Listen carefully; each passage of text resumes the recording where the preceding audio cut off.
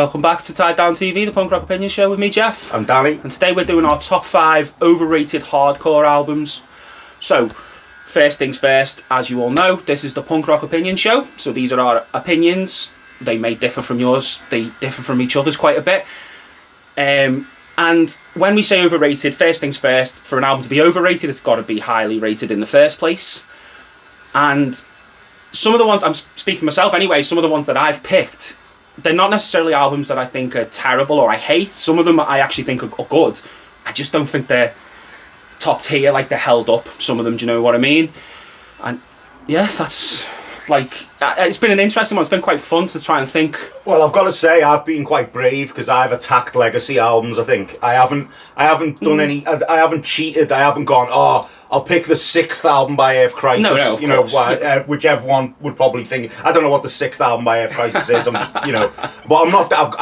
I've put my neck on the line. I think I could get flack for a couple of mine from you at least. Yeah.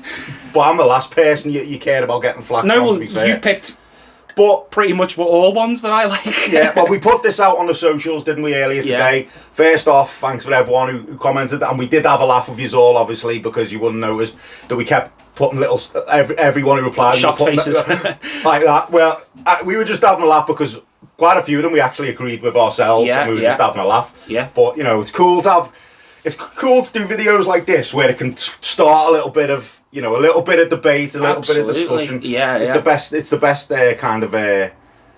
Yeah. You know, it gets the mind going, doesn't it? Absolutely, I think so. Well, like I said, I've definitely attacked a few. I think all my albums would be classed as legacy albums. Definitely to be fair. Big hitters. Yeah, for sure. Which I do believe are overrated. Some of them I don't like at all. Yeah.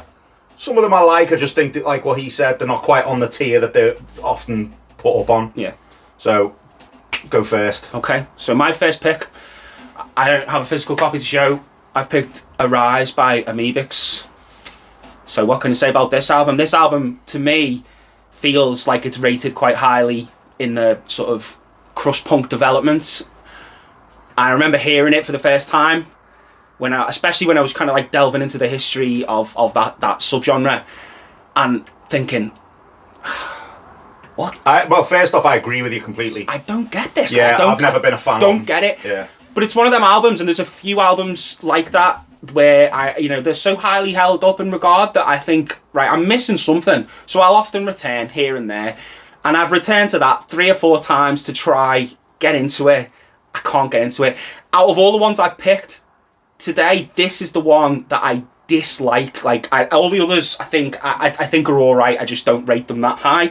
This, I actively dislike it. I think it's shit, I'll be honest. Well, it's funny, you know, because even the crusties I know I speak to about crust music, loads of them say they think they're shit as well. Well, that makes me feel a bit better, because I thought I was going out on a limb a bit with this, because whenever you're like looking on, you know, online or in magazines and they're ranking like, you know, influential albums on crust punk and crust punk albums or whatever, I often see this record in there, and I flat out just don't fucking get it. You know what my problem is? It's too slow. Too slow, very slow. But like, I thought, and I've gone back to it fairly recently, because as when we did our one where we talked about bands that we initially disliked and ended up growing to love, I picked Dystopia, and I had the same gripe with them a little bit. You know, it's very slow, you know, sludgy riffs and that.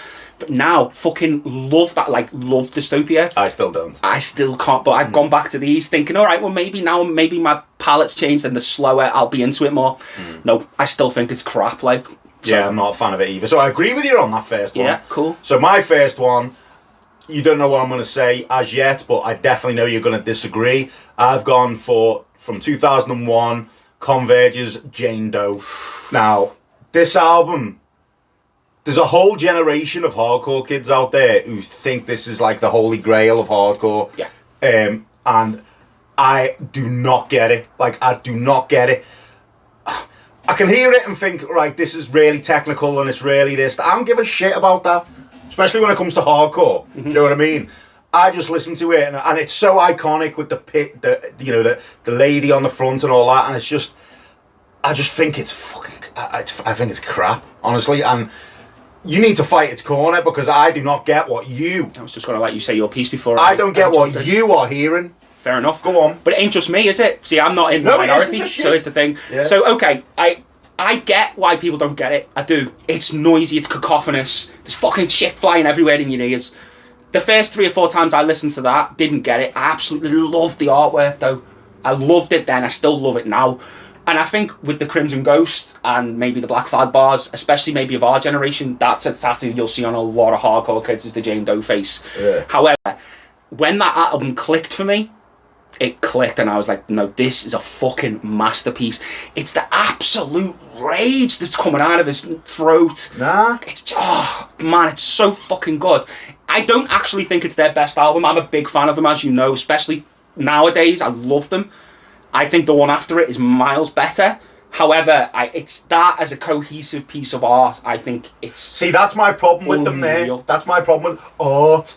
Well, it is art. Yeah, but if all music's art, man. Yeah, I know, but it's like with their artwork and all that, it's too arty. It's just not for me. That's fair enough, it's not your bag, yeah. But maybe also I'm a little bit unqualified to speak about this completely because I've never listened to it all the way through. I start getting a headache after a couple of minutes. It doesn't really let up, so it's not like you're going to go. But I would suggest, if you were ever going to try and go back to that band, maybe one or two of their other albums. No, I've got one there. It's a little bit more dynamic. Like. What's the one with Saddest Day on it? Oh, yeah. Is it Forever Comes Crashing or Petition in the Empty Sky? It's Petition in the Empty Sky, I've got that. Yeah, well, that's great as well, to be fair. But there's a couple that are a bit more dynamic. But look, like I said, I actually get it. I get why people don't rate it. I didn't rate it at first. Love it now, but there you go. Well, there you go. That's 1-0 to me. Is it? Okay. All right, well, the next one for me, I've gone for Satisfaction is the Death of Desire by Hatebreed. Now, for those of you who watched us doing the video where we talked about the bands that we basically didn't like or were overrated, as you know, I picked these and he was a bit shocked that, oh my god, because I know you rate this album quite highly. Rate that album, yeah. This album, this is one that I can say I think it's good. It's definitely not my thing, but even for what it is, I just don't think it's great. It's very mundane hardcore. It's just there's no... And I know sometimes you want just no frills, no bells and whistles, none of that. You just want straight down the middle hardcore. That's cool. It's just, these are just a band, and I know this album is rated very fucking high. Again, I just don't think it's that good. I don't think it should be up that high, personally. It's just I don't know. Hard to explain why it's not for me. It's quite hard, but it's a bit postury and a bit too... So? It's just not really... Doesn't really do a lot for me. Sometimes I get it and sometimes I click with bands like that and sometimes it just never... This is a band I've never clicked with. Even this album. And I've tried... Again, this is an album I've gone back to a few times and I know there's a couple of anthems on there that are great, good songs, good sing-along hardcore songs. And like I say, I think it's a good album. Again, this is a mid-tier album to me. Definitely not top tier. Well, the reason I'm not fighting it, the reason I'm sitting here and let you talking about it and I'm not fighting you is because you felt like that since we were literally kids about that. Yeah, I've never changed my opinion on this band. Yeah, no, they used to come on in Stairways when we were like 18. I'd be like, oh, fuck this shit. Yeah. But yeah, it's just not my bag, but there you go. Yeah. I reckon I'm definitely going to get shot down for this one. If Jane Doe wasn't bad enough, maybe an older generation are going to attack me more. Another album that I really don't think is great, I've gone GI by the Germs. Now, to me, I know it's classed as like one of the first wave hardcore albums. To me, it's just more dirty punk rock. Yeah. 79, you know, and I guess you've got to appreciate it for the time it came out and all of that. I just find it not memorable at all. Every time I listen to it, I have tried to give this a go because it's got the iconic blue circle and all that, and there's such a big lore around them. Derby Crash and all that stuff. Pat Smear, you know, all that produced by. Oh God, what's her name? Blackheart's Joan Jett. Yeah, Joan Jett. So there's a lot of lore around it. So I've tried to get into this so much, I cannot get into it, and I just think I compare it to. You can compare it to the 70s stuff, 70s punk stuff, which I think is nearly, you know, a lot of that is better than this.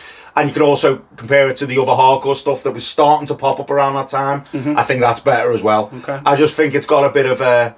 I don't understand the level it's often talked about. It just goes over my head. Well, defend it. I'll defend it because I think it's great. Mm. It's kind of... It is, like, you're kind of right there. You touched on something. And I remember Cy Kelly telling me that... I'd never really heard the phrase, is it 1.5?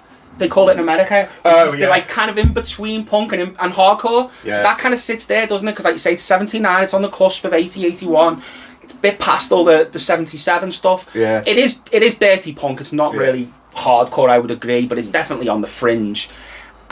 But I like that sound, I like that style, and I think some of the songs on there are outstanding. They are then. Could you compare it to LA by X, Los Angeles by X, that kind of thing? I guess. Same kind of period. Same era, it's the kind of class that I think that album's a million times better than that. I don't think it's a million times better, but I do agree. I do think Los Angeles is a better album. Yeah. I still think GI is great. I don't necessarily disagree whether it's held too highly. I think that's probably a fair shout to a point. I think if you think it's a great album. When you go hardcore list, and it's always when you start a podcast like we did, you're always looking at lists, what other people have said, and that's always in it, and I don't know why. I think because of it, again, I think it's the time period. I just think it's where it was.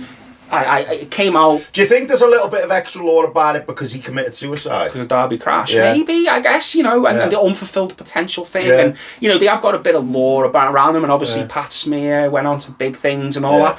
I don't know, actually, maybe, maybe, but there you go. All right, our next one for me, Set It Off by Madball. Hang on a minute. Let's carry on. Set It Off by Madball. There you go. Now, again, I would probably prefer these to Hatebreed, but it's in a kind of thing for me where it's just basic hardcore. It's very samey. Like, you don't need many Madball albums, do you? Really, first couple, I guess. I do think this is good. It's got some tunes. I'll agree. Again, I feel like this is rated quite highly and higher. Rightly so. Fair enough, but not for me. Absolutely not for me. Again, it's just very postury and very macho. Not wrong with that. I didn't say there was, but it doesn't mean it has to be my thing, man. No. And it's not really. I appreciate it. Yeah, but there's things that aren't my thing, but I still appreciate the level of legacy those albums have. It's got a legacy. That's got a legacy. Doesn't mean you rate it, though, does it? Yeah, but I can't understand why that has. That's what I'm saying. But I think I think Madball in general are a bit of a mid band. Like, I don't think they're that good. No, and I find them hard to listen to nowadays, but that's because I overdone it when I was in my teens. No, I never did. And I've seen them live, obviously, with you, and they were good. And it was, again, they've got some tunes, got some good sing-alongs. I don't think it's that good. I don't think it's... I mean, maybe if I was there when this came out, maybe I'd be thinking differently and thinking, yeah, that's a game changer. But I just don't see it as that, personally. Well, I totally disagree. I'm going to defend it. That album, I mean...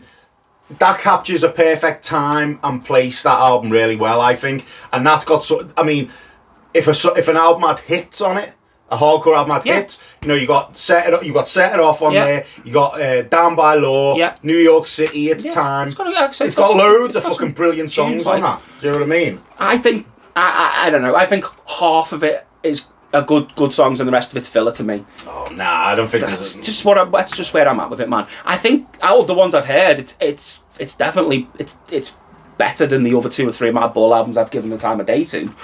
But I still just don't. I think it's overrated. Well, I don't think it shouldn't be rated at all. Well, I guarantee you, there's probably more people out there who probably agree with you on it than probably agree with me. Do you reckon? Probably, maybe not. Based on the type of punks, I feel like more people would probably say yeah to you than. But I reckon he'd probably attack me for this, and I've gone Gorilla Biscuits Start Today. Now I definitely think this is going to piss quite a few people off. This has always annoyed me, this album, actually. Now, don't get me wrong, the EP, it's classic, isn't it? The gorilla on the front with the Champion hoodie on, great artwork, nice looking, friendly looking gorilla. Sets it up. It's, we're gonna have a nice little laugh, listen to some hardcore, and it's a good EP. Mm-hmm. It's a good fast EP. A bit of sense of humour and all that. This just fucking annoys me. I can't stand the artwork. Like with the flipping, the coloration does my head in. The blue does my head in. The way he sings does my head in. Like the sing along bits and the melody does my head in. I love the EP, but I really, really don't like this. And actually, you know what? I tell a little lie. It's not that I really dislike it. I actually don't think it's too bad. I just compared to that EP, and I can listen to it and go, yeah, I'm just not into it Yeah. too much. Okay. I know you are. Yes, I love it. But you're a bad pop punk head, aren't you? I wouldn't say I was a bad pop punk guy, but I like melody and I do like some pop punk, yeah. And that definitely, which was mentioned actually on the social media post, someone picked that album, didn't they, and said they think it's responsible for the state of what pop punk became. And I know exactly what they mean by that. I agree, because I think I picked that album, I think when we did New York Hardcore, and my defense of it then, which will be the same now, is that's the kind of album where you could give that to a Green Day fan who knew nothing about hardcore, say, and go, and it's like a bridge. Yeah, it's an entry-level album. It's entry level, that's fine. Yeah, I think that's acceptable. I 100% agree on the artwork, though. It's shit. Yeah, the artwork's and the awful. 7 inches miles better. Yeah. I do agree on that. However, I still think that's great. Some of the songs, I love them. But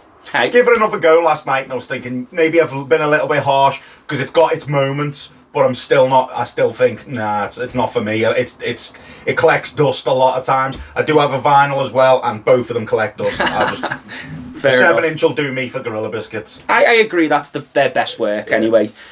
So 4th pick for me, I've gone for Cause for Alarm by Agnostic Front, the legendary New York hardcore band. This was their 2nd album, and obviously it's involved in the birth of crossover thrash as well.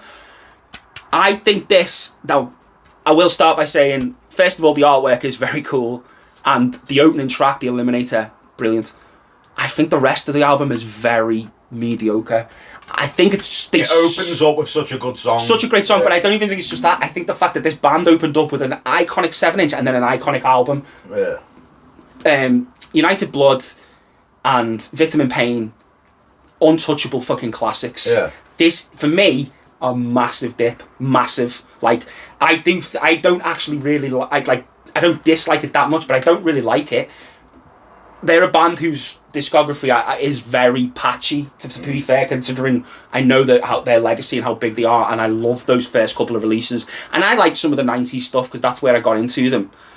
I just don't think this is... I just think it's overrated. I think a lot of the albums that are talked about in that era of like crossover, SOD for instance, miles better, I just don't rate it. I think it's pretty crap compared to the debut. Right, yeah, but the debu's one of the best of all time. And and that's unfortunate that it suffers from that for me. Yeah. But I don't think, I'd like to say, and the opening track's brilliant, and the rest of the stuff is very mediocre songs. I mean, I don't love it, but I'm like that, and like you said, SOD and Crumbsuckers and the second Cro-Mags album. Yeah. Like that period, I'm a fan. I'm a fan of that stuff. So. I like Crumbsuckers. I like SOD. But I mean, that's amazing artwork as well. Yeah, I said the artwork's great and the opening tune is great. But I will admit to you though, I think maybe they do suffer from having such a classic debut. Yeah, definitely. For that. Definitely. But I know that's got its haters and I know it's got its people yeah, who love but it as well. does tend to be quite highly rated, I've found personally. Like, my next choice,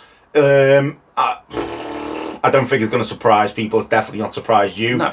I've gone Fresh Fruit for Rotten Vegetables by the Dead Kennedys. fucking heathen. Awful band. Right. Okay, so I'm a fan of In God We Trust because it's fast. Yeah. It's fast, so I don't mind it. Try Plastic Surgery. I've got it there. Rubbish. I like that. I do not like Dead Kennedys. Right. It's his voice. I've told you this. Yeah. He sounds like a freezing cold Santa Claus. Like, and then that first song is it when he's like, when it starts up, it's like, what is this? Ring Around the fucking Rosie. It's like Ring Around the Rosie. We're all there and we're there, and he sounds just like, I don't know. He sounds like he's there with a load of kids doing a Ring Around the Rosie, and I just can't stand it. Like I said, that first EP, I like it because it's fast, but I can't stand his voice. The songs do my head in. The music is okay, but I just can't take to him. I cannot take to him. I've tried so fucking hard. The name of the band is cool, Dead Kennedys. I think that's a cool name, especially at the time. Yeah, it's a cool name, and I want to like. But he is annoying, and they are annoying. And this is another one of those albums that's always in people's top 10 American hardcore lists, and I hate it. I really don't like it. I just can't get into him, honestly. And that album, that Plastic, that's better than this, I think. Okay. Right. I think I love In God. I mean, I love that kind of music. Yeah. Obviously. Yeah. That's great. In God We Trust is great. Plastic Surgery Disasters is great. I like Frankenchrist as well.